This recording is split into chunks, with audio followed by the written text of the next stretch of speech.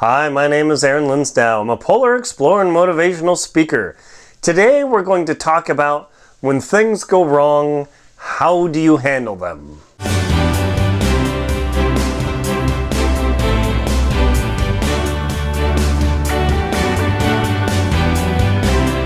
When things go wrong, how do you handle the situation, the problem, the circumstance?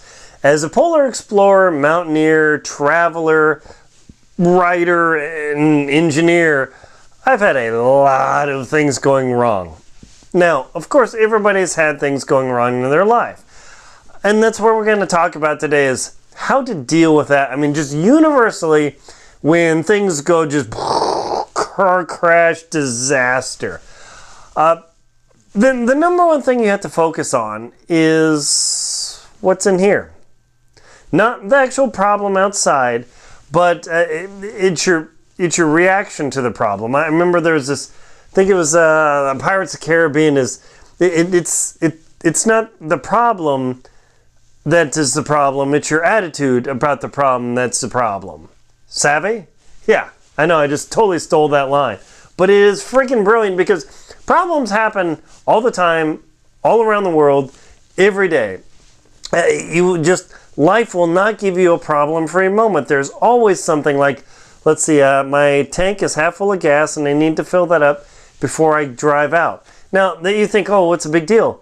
It's a problem because my tank's not full. I still haven't done it. Need to do that, so I've got a 600 mile drive tomorrow. Problem, have I checked my oil? Has I made everything? Will the weather be stable? I don't know. Could be a problem. My lighting kit's working fine, camera's working fine, computer's working fine. Do I have a backup system?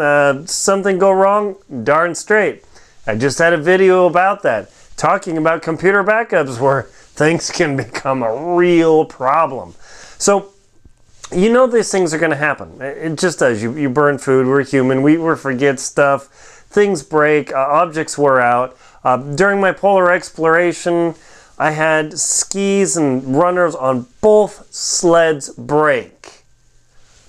What? Yeah. I coughed up blood. And not just like coughing, but like blood, dude. Whoa, hey, that's pretty loud. Okay.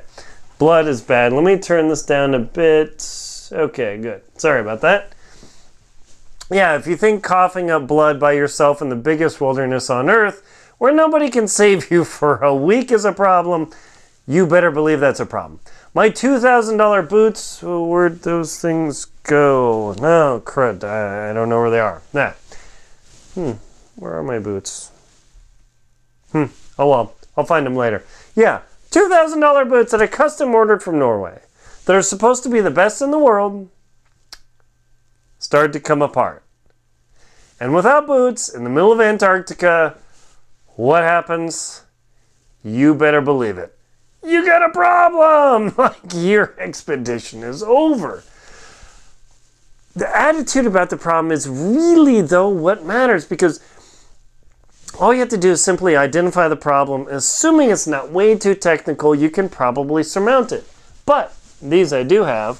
I had my goggles, and I had these things on here, and I was wearing them. Check out this sexy mask. I was wearing my goggles in Antarctica, and I'm going along, and I got super upset about things going wrong, and I got so upset that I got a little bit teary-eyed. Yeah, I get teary-eyed. It happens to everybody. So I start getting tears, and like, oh, I need to rub my eyes. I take off my goggles, pull them back, blink twice to go rub. Of course, it's like minus 80 wind chill. Yeah, minus 80 wind chill. That's another problem. I take that off. I blink twice to rub, and my eyes freeze shut. Now, think about this, people.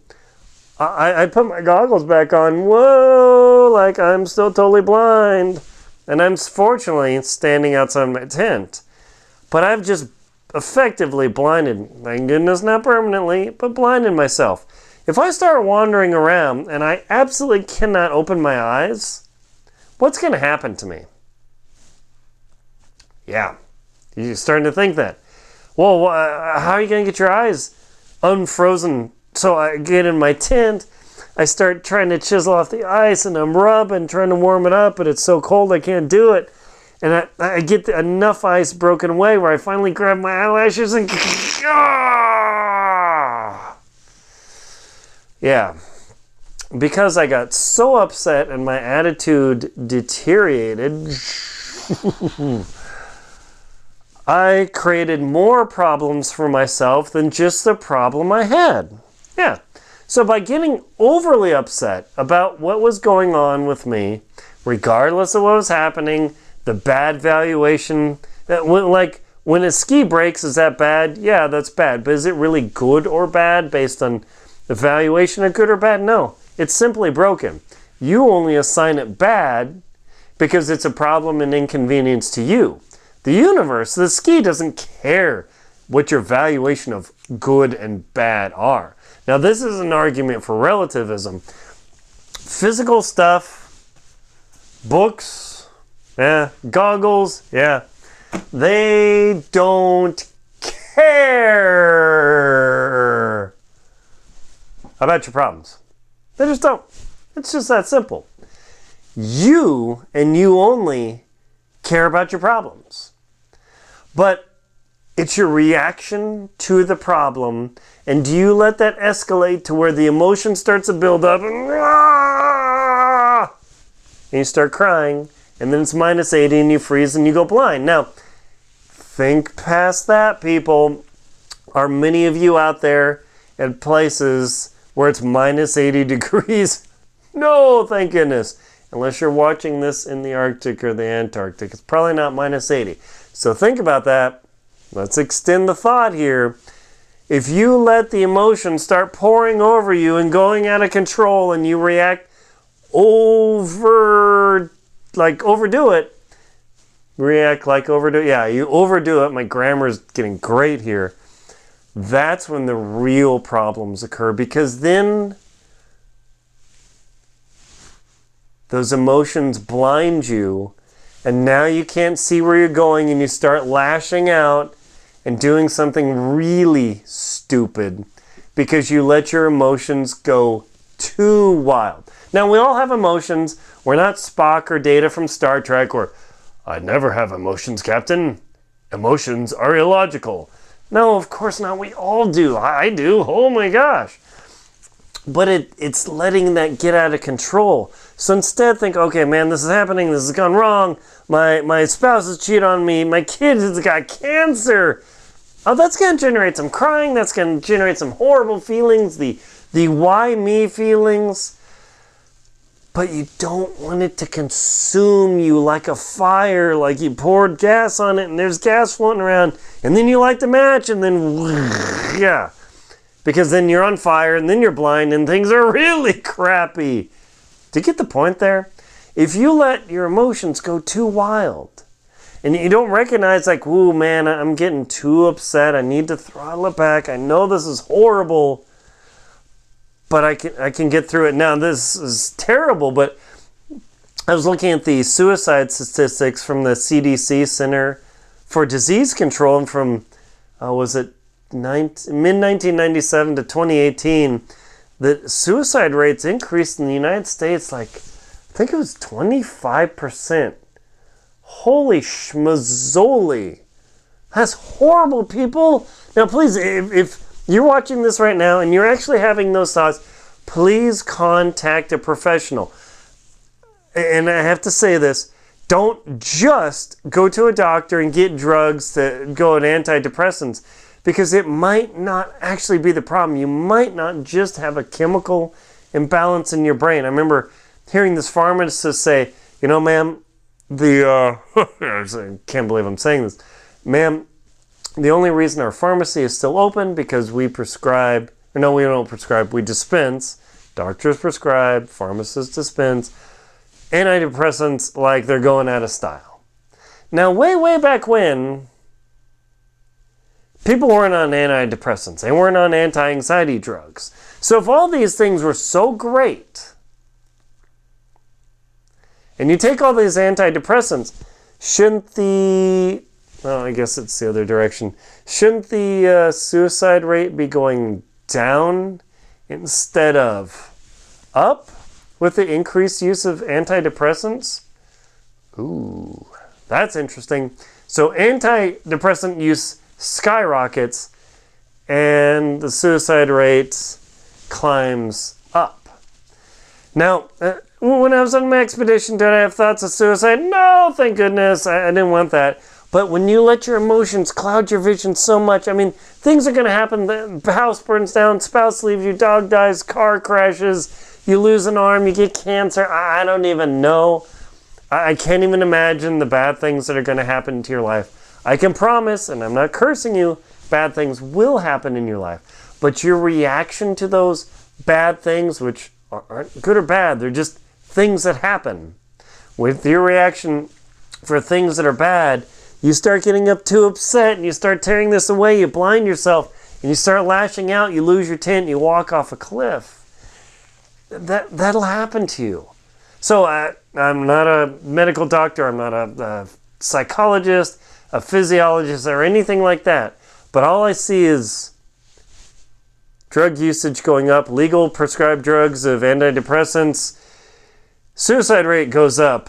Is it social media and people are more disconnected? I don't know. Thanksgiving just happened. Spend time with your family. My girlfriend and I have been watching this show, It's a Million Little Things. It's kind of messed up like all these other things. But man, if you're having these thoughts, tell your spouse, your loved one, not your kids, probably not your kids, I don't know. Tell somebody that you trust you've been having real, honest thoughts about this. And go seek professional help. And they'll probably just prescribe you antidepressants. That might not be the solution, people. Maybe you've got to work on the core of the problem to fix and solve it. And maybe some things aren't solvable and you have to accept it. Talk to your religious leader. If you hate religion, talk to Buddha, talk to your plant, or talk to your dog or your cat, I don't know. But you got to talk to another human and get this out.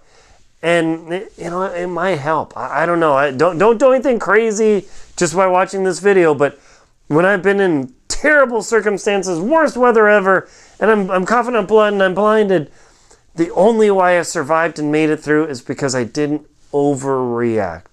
Have I overreacted in my life? Darn straight. Embarrassing.